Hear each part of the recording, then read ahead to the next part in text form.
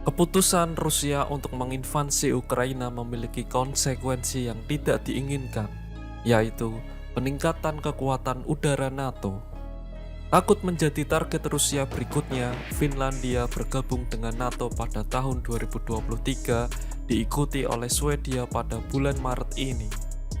Ini berarti aliansi ini akan diperkuat dengan pesawat-pesawat canggih dan pangkalan udara yang strategis.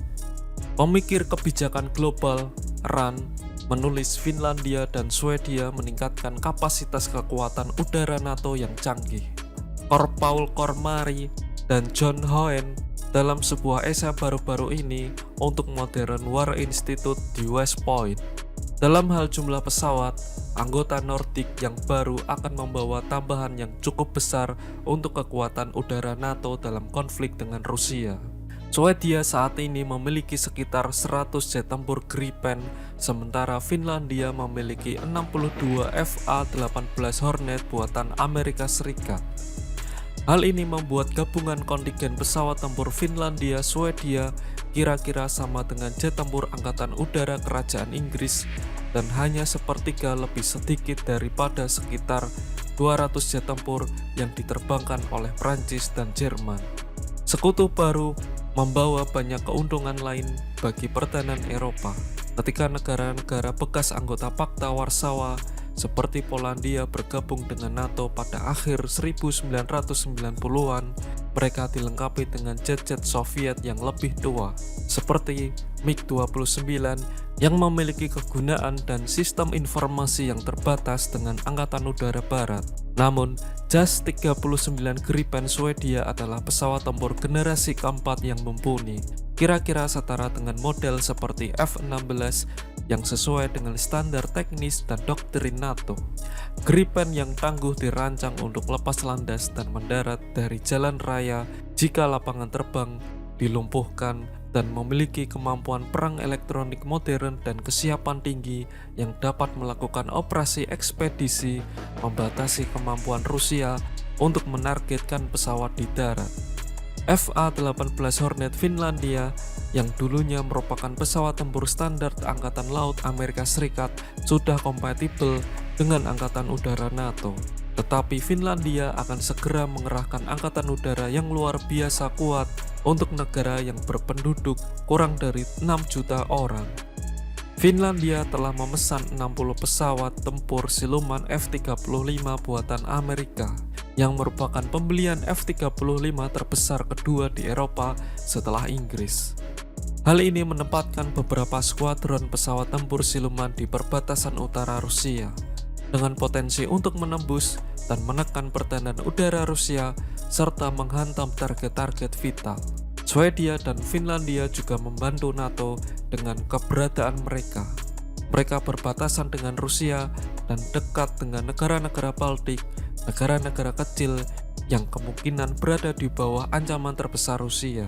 Swedia juga berada di Laut Baltik, sedangkan Norwegia berbatasan dengan Laut Barents, Norwegia, dan Laut Utara. Kormari dan Hoen menulis, geografis itu sangat penting. Kedekatan Finlandia dan Swedia memungkinkan Angkatan Udara NATO untuk menggelar lebih dekat ke Baltik. Hal ini mengurangi kendala logistik dan memungkinkan aliansi ini untuk mempertahankan operasi udara dengan lebih baik sekaligus meningkatkan daya tahan pesawat. Swedia juga memiliki basis industri pertahanan yang dapat membuat jet-jet canggih.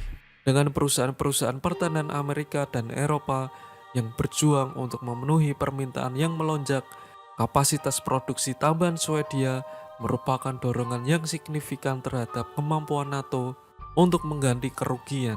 Menurut esai tersebut tertulis hanya sedikit negara NATO lainnya yang memiliki lini produksi aktif yang mampu memproduksi pesawat tempur modern. Tentu, infrastruktur industri ini berpotensi rentan terhadap serangan Rusia jika terjadi konflik. Tetapi dari perspektif Rusia, hal ini menimbulkan dilema yang lebih besar karena para komandan harus memilih dari berbagai macam target dalam serangan awal. Kedua pemikir itu membandingkan situasi NATO saat ini dengan permainan perang RAN pada tahun 2016 sebelum Swedia dan Finlandia bergabung dengan aliansi. yang menyimpulkan bahwa Rusia dapat menaklukkan negara-negara Baltik dalam waktu kurang dari 3 hari. Ada beberapa pertanyaan tentang apakah permainan ini terlalu melebih-lebihkan militer Rusia mengingat performa buruknya di Ukraina.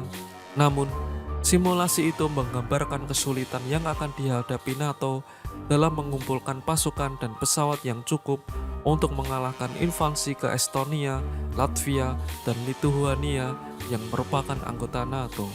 Status Swedia dan Finlandia sebagai anggota NATO mempersulit upaya Rusia untuk menaklukkan Baltik.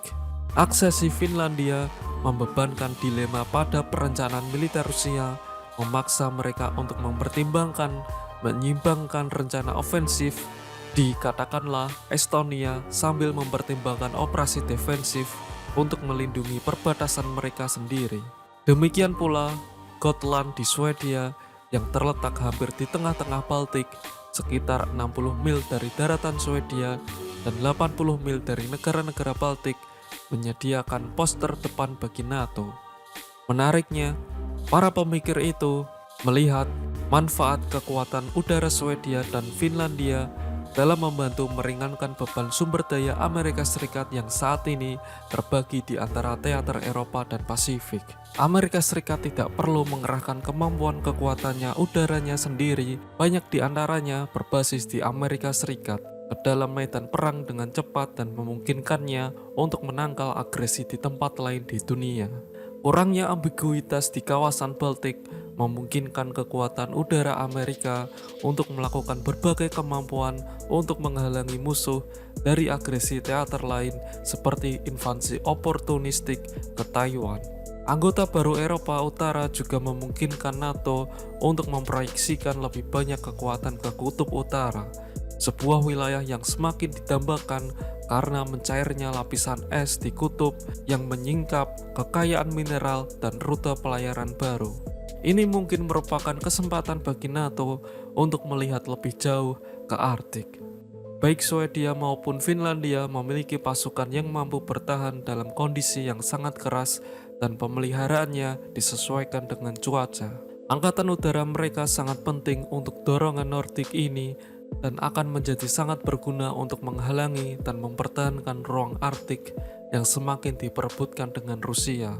Pada akhirnya, kekuatan udara Swedia dan Finlandia memberi NATO lebih banyak fleksibilitas untuk menangani berbagai skenario yang membayangi, mulai dari invasi Rusia ke negara-negara Baltik, intervensi Barat dalam perang Ukraina, hingga anggota terbesar NATO, Amerika, yang berhadapan dengan Tiongkok di Taiwan. Dalam hal paling penting dalam sebuah koalisi yang memerangi sebuah kontingensi, Finlandia ditambah Swedia menyatukan banyak kemampuan bertempur.